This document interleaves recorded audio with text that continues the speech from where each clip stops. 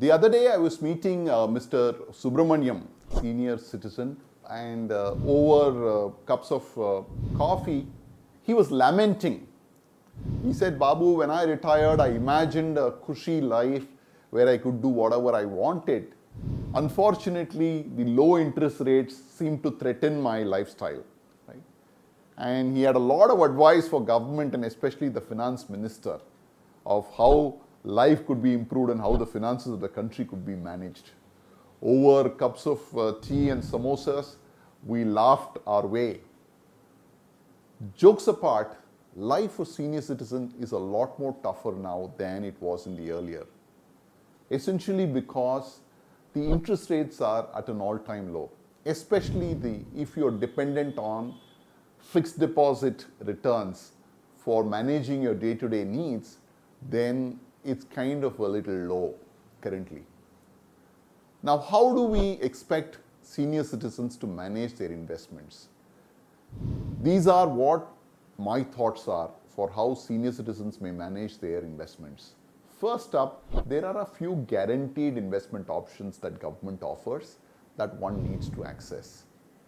This is called the Varishta Bima pension, which is offered by the LIC of India.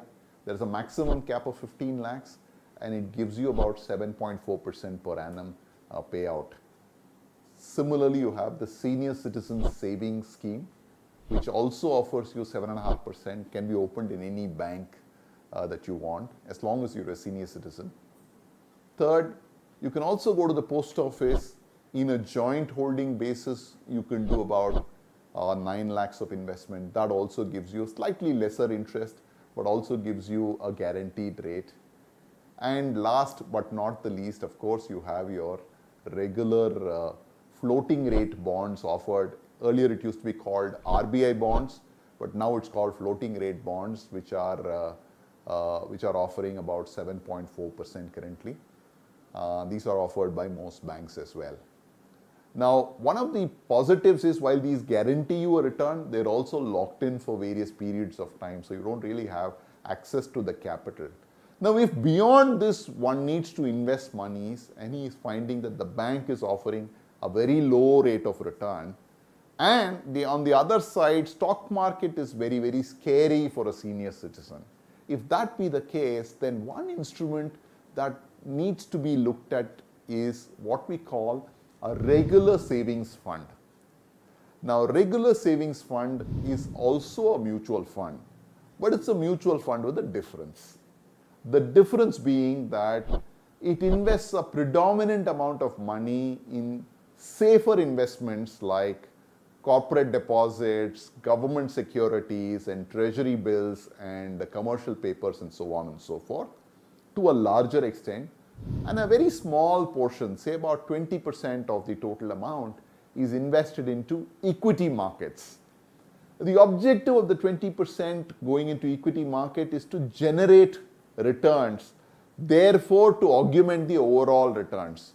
So while the fixed income side returns are lower, the stock market returns will add to it and will give a kicker to the overall return. That's really the purpose of a regular savings fund.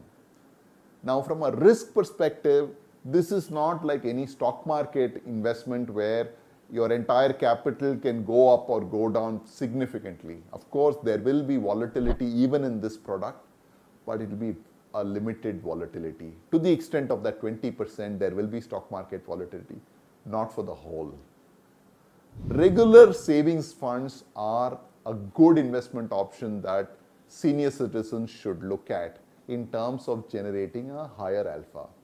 Over the last 5 years, these regular savings funds, on an average, have actually given small, low double-digit returns. So they're not very bad products for investors to look at. The way for senior citizens to look at using this product is to go for a growth option and then ask a withdrawal, a systematic withdrawal as we call it, at a fixed rate. And that rate, I normally recommend it to be about 6% per annum.